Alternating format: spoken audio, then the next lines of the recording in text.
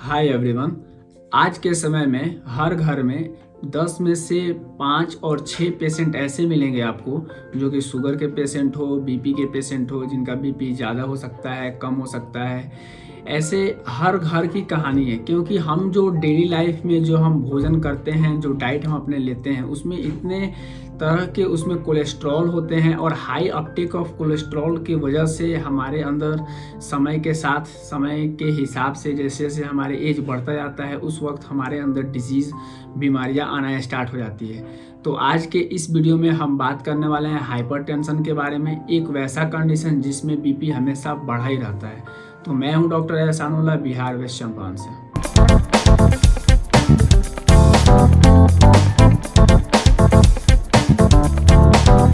BP कुछ देर के लिए बढ़ना और हमेशा बढ़े रहना, ये दोनों में बहुत ही डिफरेंस है। कुछ देर के लिए बढ़ता है, जैसे कि मान लीजिए अगर हम कोई एक्सरसाइज करते हैं या हेवी वेट लिफ्टिंग करते हैं या थोड़ा सा रनिंग करते हैं, तो थोड़ा देर के लिए अगर बीपी एलिवेट होता है तो ये हाइपरटेंशन नहीं होता है। ये हमारा हार्ट रिक्वायरमेंट को पूरा करने के लिए, जब हमारा मसल्स को रिक्वायर होता है ऑक्सीजन का, तो उसको डिमांड को पूरा करने के लिए हार्ट ब्लड को तेज़ी से पंप करता है, एक ज़्यादा प्रेशर वहाँ पे लगता है और उसके वजह से बीपी वहाँ पे थोड़ा बढ़ जाता है। लेकिन जो बीपी, जो ब्लड प्रेशर हमेशा कंटिन्यूअस लाइफ लॉन्ग तक बढ़ा रहता है, इंक्रीज रहता है, वो हाइपरटेंशन होता है। जनरली हमारे बॉडी में जो हमारे अंदर जो बीपी का नॉर्मल रेंज होता है वो 120/80 होता है।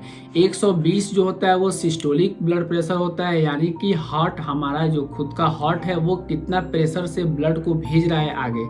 और जो डायस्टोलिक होता है वो 80 के अप्रॉक्स लिया जाता है। डायस्टोलिक ब्लड प्रेशर का मतलब होता है कि हमारा आर्टरी और वेन्स, जो हमारे वेसल्स हैं, वो कितने प्रेशर से ब्लड को आगे की तरफ पुश कर रहे हैं, कितने वो कंप्रेस कर रहे हैं, ताकि वहाँ पे जो प्रेशर लग रहा है उसको हम मेज़र करते हैं। तो ये जो सिस्टोलिक और डायस्टोलिक प्रेशर है, ये डिपेंड करता है जनरली कि कितने हमारे बॉडी में फ्लूइड एक्यूमुलेशन है। अगर ज़्यादा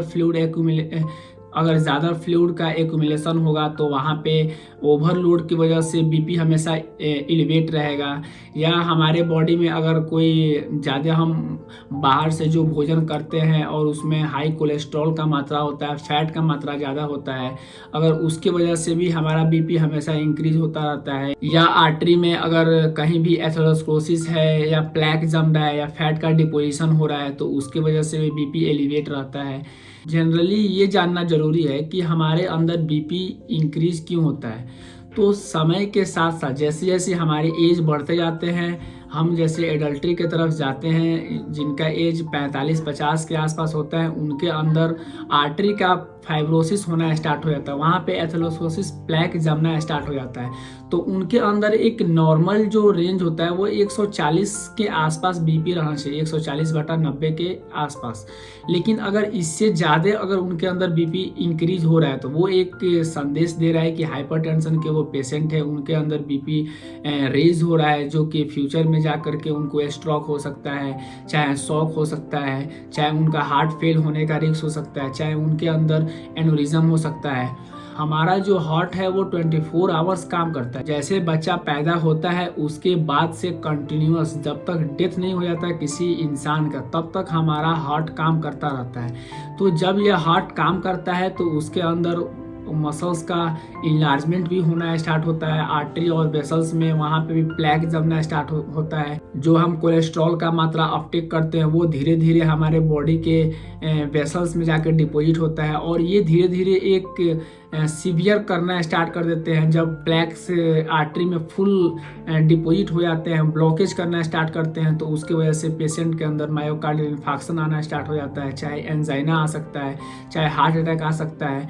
ये जितने भी कॉम्प्लिकेशंस हार्ट के जो आते हैं, ये हमारे डेली लाइफ पे ही बेस्ड है। तो हमें कोशिश ये करना चाहिए कि कम से कम दिन में 30 मिनट्स या 1 आवर का एक्सरसाइज करें, जिसकी वजह से फैट का वहाँ लॉस हो, फैट वहाँ से टूटे। जब फैट हमारे शरीर से टूटेगा तो एथेरोस्क्लेरोसिस का भी डर कम हो जाएगा हमारे शरीर से, हार्ट का बहुत सारे जो डिजीज़ है वो अकॉर नहीं होंगे। उसके साथ साथ हमारा किडनी भी सही तरह से काम रहेगा, हमारा ब्रेन भी सही तरह से काम करेगा, लंग्स को भी सही अमाउंट जब उसको ब्लड मिलेगा तो वो भी सही तरह से काम करेगा।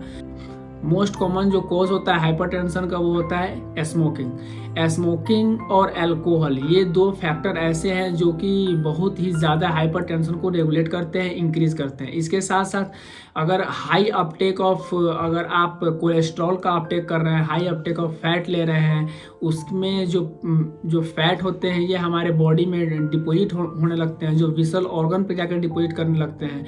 जब विसल ऑर्गन पे डिपोजिट होता है तो वहाँ से डैमेजेस होना स्टार्ट हो जाता है।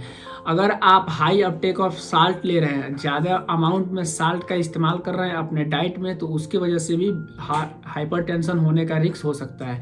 अगर आप लो लेवल में पोटेशियम का यूज़ कर रहे हैं, जो भी हम भोजन करते हैं उसमें पोटेशियम भरपूर मात्रा में मिलता है, जैसे कि ग्रीन लीफी वेजिटेबल्स हो गया, नट्स हो गया, चाहे और भी बहुत सारे ऐसे फूड्स हैं जिसमें पोटेशियम का मात्रा बहुत भरपूर मात्रा में पाया जाता है। तो अगर आप पोटेशियम का लेवल कम ले रहे हैं तो उसकी वजह से आपका हार्ट सही तरह से काम नहीं करेगा, क्योंकि हमारे हार्ट का जो मसल्स है, मायोकार्डियम, उसके सेल्स है, उसमें पोटेशियम का मात्रा भरपूर होना चाहिए ताकि उसका कॉन्ट्रैक्शन और रिलैक्सेशन बढ़िया मात्रा में हो। जब ये ही नहीं होगा तो उसकी वजह से हमारा हार्ट सही तरह से काम नहीं करेगा, उसके अंदर प्रेशर्स इंक्रीज होना स्टार्ट हो जाएंगे, जिसकी वजह से हार्ट के और भी बहुत सारे प्रॉब्लम क्रिएट होना स्टार्ट हो जाएंगे।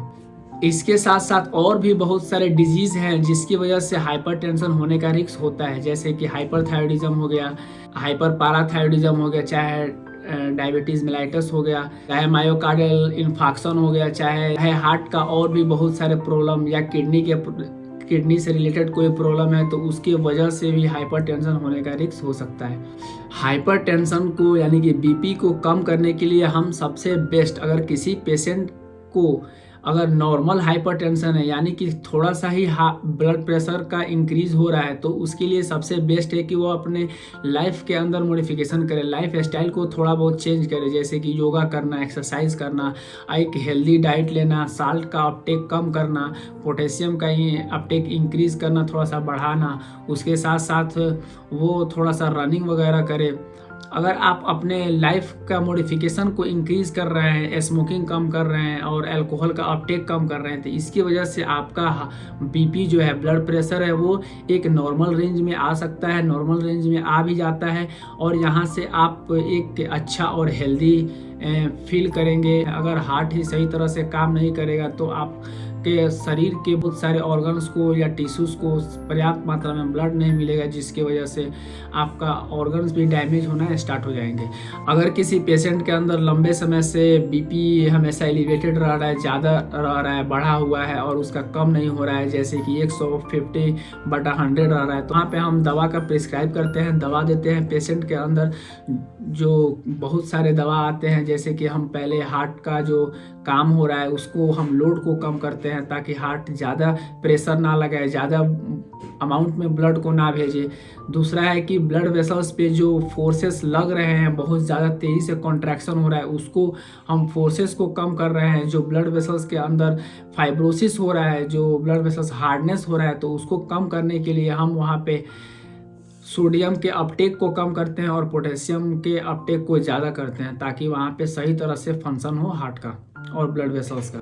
हार्ट के वर्क को कम करने के लिए हम वहाँ पे थायजाइड ड्रग्स का इस्तेमाल करते हैं, जैसे कि हाइड्रोक्लोरोथायजाइड। ये ड्रग्स हमारे बॉडी से वाटर को बाहर निकालते हैं, ताकि फ्लूइड को बाहर निकालते हैं किडनी के थ्रू। उसकी वजह से हमारा हार्ट पे लोड कम होता है, जिसकी वजह से प्रेशर कम लगेगा और बीपी कम हो जाएगा। इसके साथ साथ हम और भी बहुत सारे दवाइयों का सेवन करते हैं, जैसे कि जो वेसल्स के अंदर प्रेशर ज़्यादा लग रहा है तो हम उसको डायलेट कर देते हैं, जिसको हम बोलते हैं वेसोडायलेटर। जो दवाइयाँ होता है वो होता है हाइड्रालाजिन, चाहे सोडियम नाइट्रोक्लोराइड। ये दवाइयाँ वेसल्स को डायलेट करती हैं और उसकी वजह से प्रेशर्स वहाँ पे कम लगते हैं, जिसकी वजह से फिर बीपी डिक्रीज हो जाता है पेशेंट के अंदर। चाहे इसके साथ साथ हम जो हार्ट के मसल्स है और उसके जो सेल्स हैं, उसके अंदर जो कैल्शियम चैनल्स हैं, उस पर हम दवाइयाँ का इस्तेमाल करते हैं, जैसे कि विरापामिल, चाइंडिल्टेयाजम। ये जो दवाइयाँ हैं वो कैल्शियम चैनल को ब्लॉक कर देती है, जिसकी वजह से कैल्शियम का जो इंटेक है सेल के अंदर वो कम हो जाता है, जिसकी वजह से पोटेशियम का मात्रा सेल्स के अंदर भरा पड़ जाता है। उसकी वजह से फिर हार्ट का जो प्रेशर है वो कम होना स्टार्ट हो जाता है। इसके साथ साथ बहुत सारे ऐसे भी दवाइयाँ हैं जो हम यहाँ पे हाइपरटेंशन के पेशेंट के लिए इस्तेमाल करते हैं। तो हर पेशेंट को यही चाहिए कि वो कोशिश ना करे कि ज़्यादा हाई अपटेक ऑफ कोलेस्ट्रॉल और फैट का भोजन करे, क्योंकि इसकी वजह से जैसे जैसे आपकी एज बढ़ती जाती है तो उसके बाद आपके शरीर में बहुत सारे तरह तरह के डिजीज़ ऑकर होना स्टार्ट हो जाते हैं, जैसे कि हार्ट का डिजीज़ होना स्टार्ट हो जाता है, चाहे किडनी का प्रॉब्लम, चाहे ब्रेन का, लीवर का, हर तरह का डिजीज़ आपके बॉडी में स्टार्ट हो जाता है ऑकर होना। तो कोशिश करें एक हेल्दी और न्यूट्रिशियस डाइट ही हमेशा लेने के लिए। और साल्ट का जो भी ओल्ड एज वाले पेशेंट हैं या जो नॉर्मल हेल्दी भी हैं वो भी कोशिश ना करें कि ज़्यादा साल्ट का अपटेक करने के लिए अपने बॉडी में, जिसकी वजह से फ्यूचर जा कर के आपको हार्ट से रिलेटेड कोई भी प्रॉब्लम क्रिएट हो। तो होप गाइस आपको ये वीडियो पसंद आई हो। अगर वीडियो पसंद आई हो तो वीडियो को शेयर ज़रूर कीजिएगा और चैनल को सब्सक्राइब कीजिएगा। अगर आपको हेल्थ से किसी तरह का समस्या हो तो आप हमें फेसबुक और इंस्टाग्राम पे मैसेज कर सकते हैं, लिंक आपको डिस्क्रिप्शन में मिल जाएगा। फिर मिलते हैं नेक्स्ट वीडियो में। Thanks for watching.